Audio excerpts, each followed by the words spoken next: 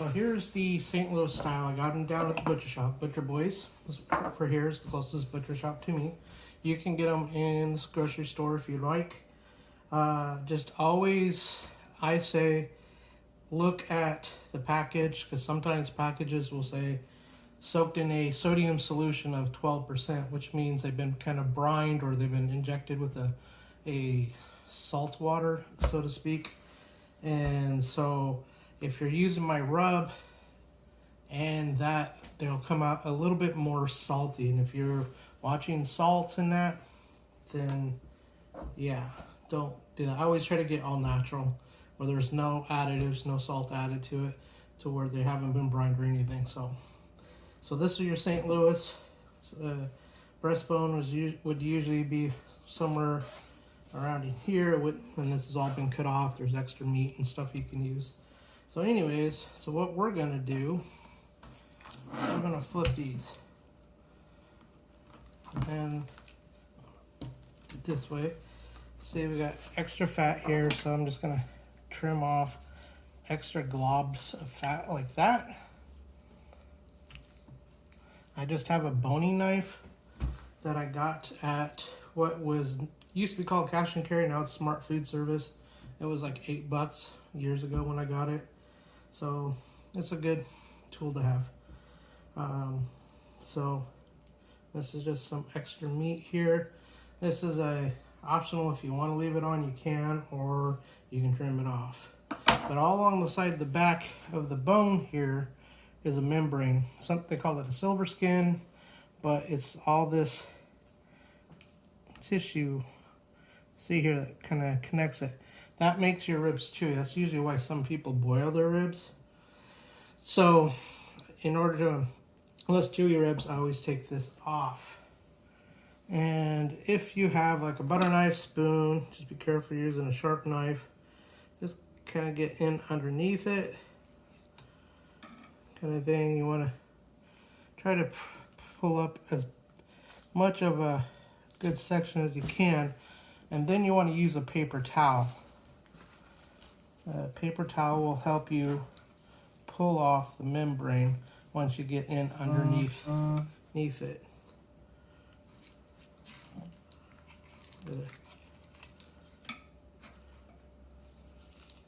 Good section. The paper towel gives you better grip, and you're not going to get hurt as much if you're trying to peel it off with the knife all the way around. Sometimes it comes off in one piece, sometimes it doesn't. So it all varies.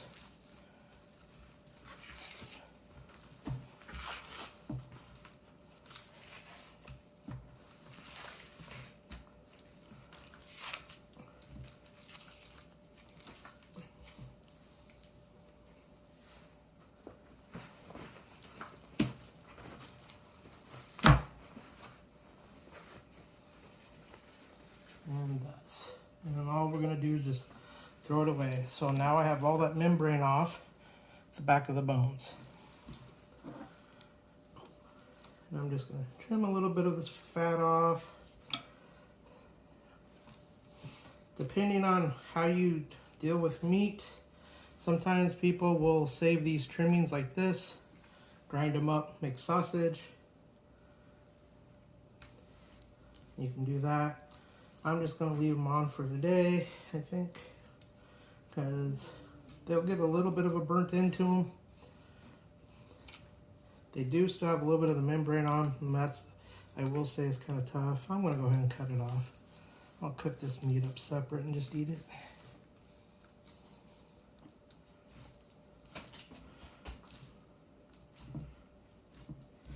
If you go to a butcher, you can ask them to do this for you. They generally will, from what I've heard and been told. So just ask, try it out. And so I'm gonna go ahead and flip them back over. Got a nice little piece of fat here that I'm gonna go ahead and take some of this off.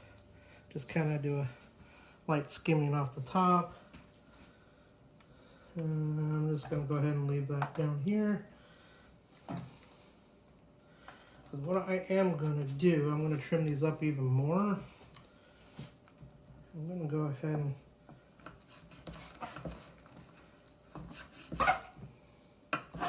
cut that up. So they're a little bit more, so that way it fits. My brother has a small Traeger. That's what I'll be cooking them on. Which I still gotta go start that.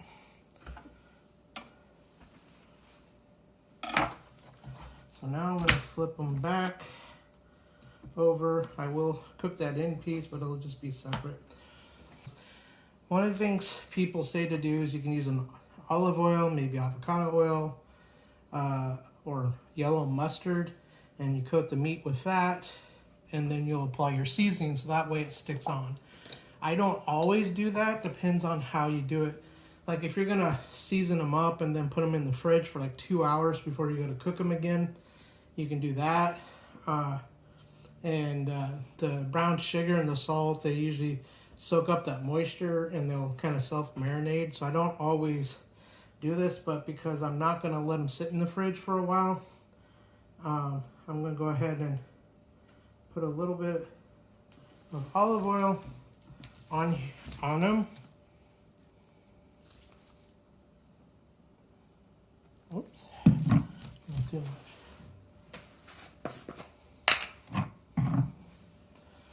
And of course, I'm using AlbyQ seasoning. And I do season bone side and the meat side. I'm pretty liberal. Not so much on the bone side as I am on the top side. And I'm just patting this on. The olive oil helps with it.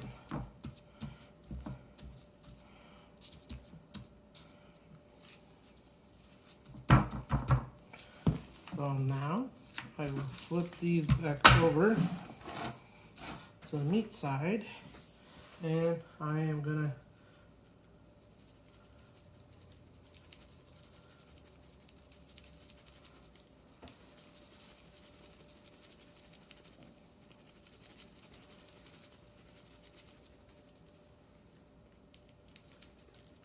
so now the top side is seasoned. Seasoned to your liking. Some people might like it heavier, some people lighter. Just kind of give you an idea.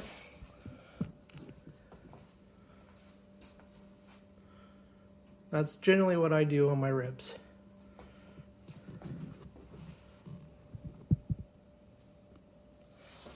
And I'm just kind of pat it on like that. And then I'm just going to let them sit.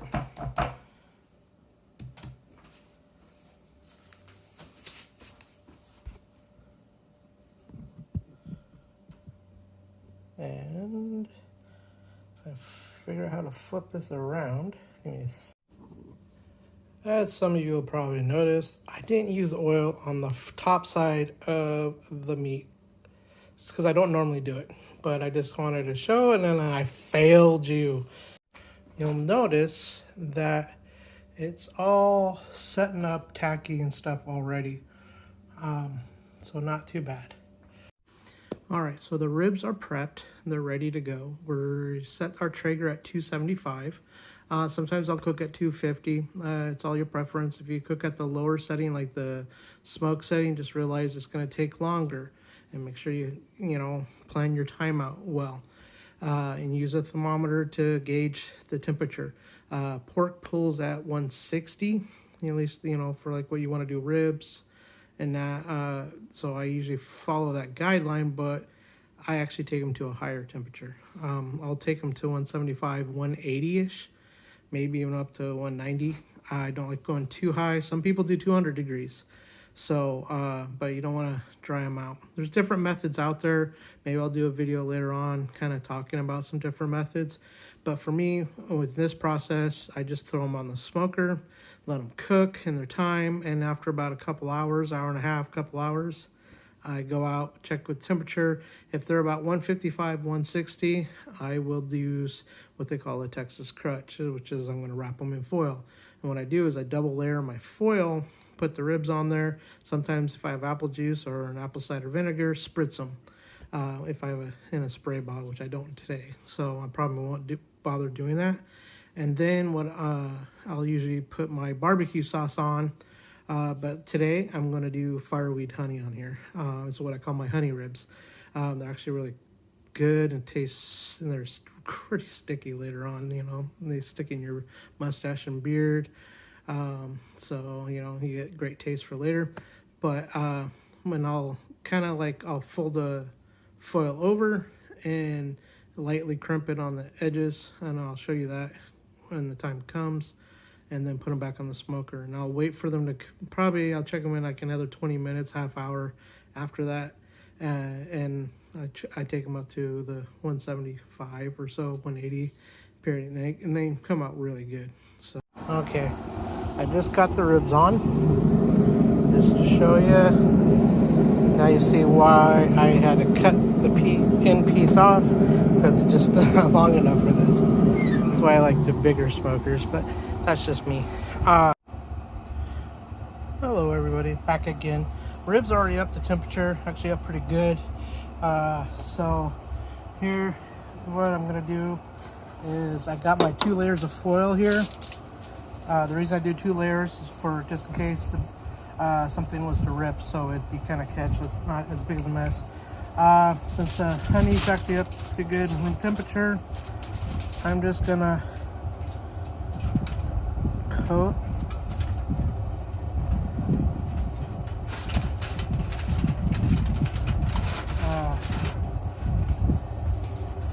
my ribs just like this kind of thing.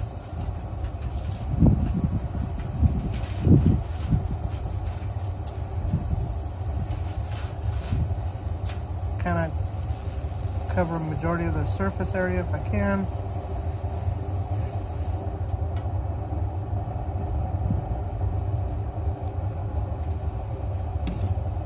And then I'm going to fold them up.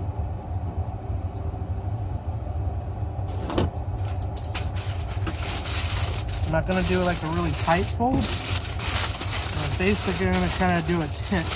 Learned this from Alton Brown on the Food Network. So it's kind of loose. And then the ends I'm just loosely crimping up so that there's still steam can escape. Then I'm just going to throw them back on the Traeger.